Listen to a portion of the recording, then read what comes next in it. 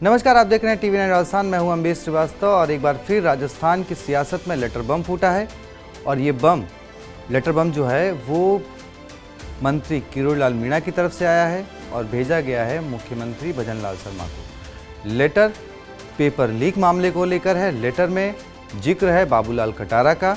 अब लेटर में क्या कुछ है मैं आपको एक बार पढ़ के पूरा लेटर सुनाता हूँ, साथ में आपको दिखाता भी हूँ लेटर में।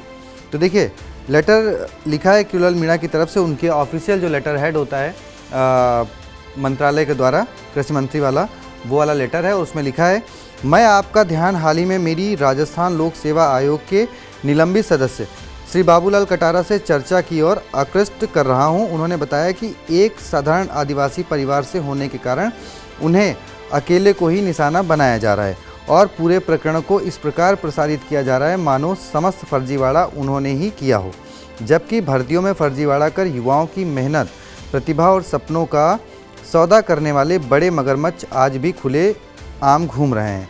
उन पर कोई कार्रवाई नहीं हो रही है। श्री बाबूलाल कटारा ने यह भी कहा कि डॉक्टर साहब, आपने भर्तियों में फर्जीवाड़े को लेकर जो भी सार्वजनिक रूप से कहा था वो सब सच था। जब जब आप बोलते थे आयोग में खलबली मच जाती थी। उन्होंने मुझे अवगत कराया कि उनके कार्यकाल के दौरान आयोग में तत्कालीन अध्यक्ष श्री संजय सोत्रिय, कार्यवाहक अध्यक्ष एवं सदस्य श्री शिव सिंह राठौर तथा अन्य सदस्यों द्वारा संगठित रूप से पूरे फर्जीवाड़े की साजिश रची जाती थी। यह पहले से तय किया जाता था कि किस अभ्यर्थी को साक्षात्कार में कितने अंक देने हैं।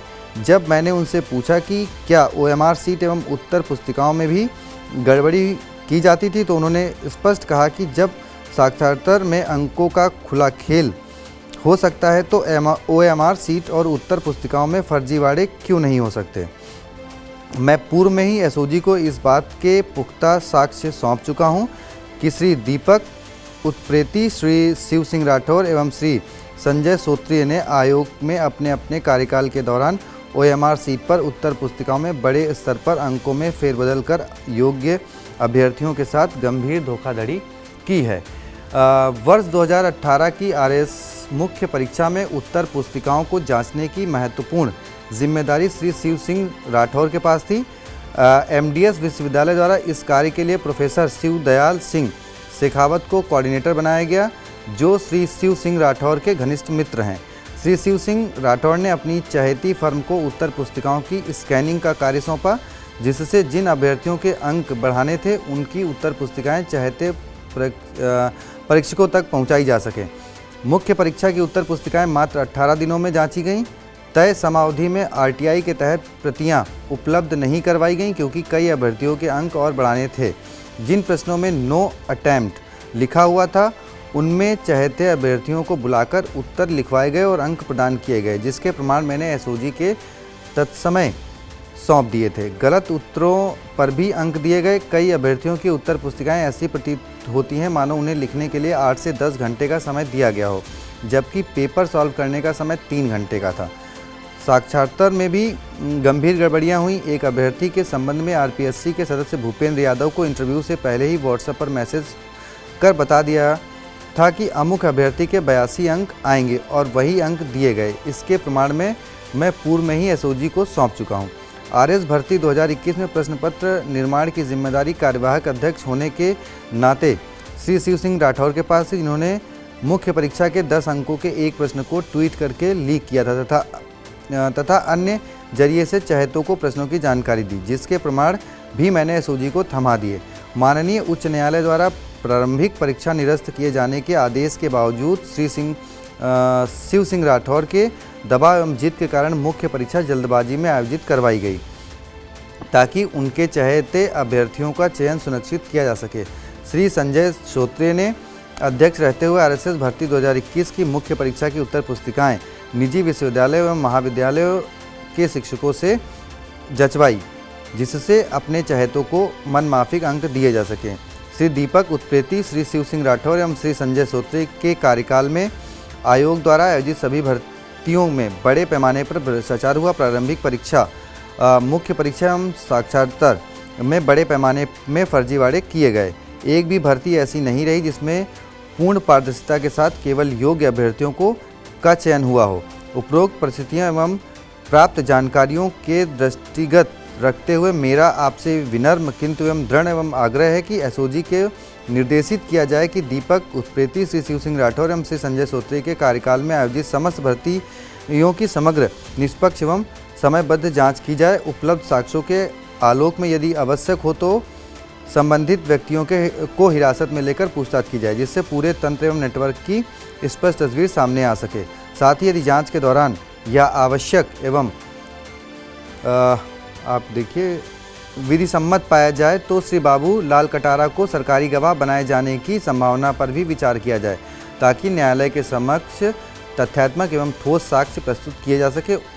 उक्त तथ्यों के अलावा एसओजी के 3 अधिकारियों ने अपने लोगों को पेपर पढ़वाए, जिसमें मोहन पोसवाल सीआई मुख्य सरगना, उसने कई आरोपियों को बचाया, कई निर्दोषों को फंसाया, कई साक्ष्य भी मिटाए। मोहन पोसवाल के घनिष्ठ संबंध paper leak mafia Suresh Dhaka एवं भूपेंद्र सारंग से रहे। सुरेश ढाका को फरार कराने में मोहन पोसवाल की महत्वपूर्ण भूमिका रही। किस किस प्रकार एसओजी के लोगों ने जांच के दौरान गड़बड़ियां की, उसके सारे प्रमाण मैंने एसओजी को दे दिए। मोहन पोसवाल को एक जांच में एसओजी ने दोषी माना, यानी पिछले राज में बाढ़ ही खेत को खाने में जुटी थी। माननीय युवाओं के भविष्य से जुड़े इस अत्यंत संवेदनशील विषय में आपकी स्पष्ट एवं और निर्णायक पहल से न केवल दोषियों के विरुद्ध प्रभावी कार्रवाई संभव होगी, बल्कि यह राज्य सरकार की उस प्रतिबद्धता को भी सुदृढ़ करेगी जिसके तहत योग्य युवाओं को न्याय और पारदर्शियन प्रणाली सुनिश्चित करना हमारा दायित्व है। आपके मार्गदर्शन में अब तक की गई कार्रवाई से युवाओं में विश्वास का संचार हुआ। इस प्रक्रिया को उसके तार्किक एवं कानूनी निष्कर्ष तक पहुंचाना राज्य सरकार की सुशासन एवं जवाबदेही की भावना को और मजबूत करेगा। यशस्वी प्रधानमंत्री श्री नरेंद्र मोदी का भी यही संकल्प है।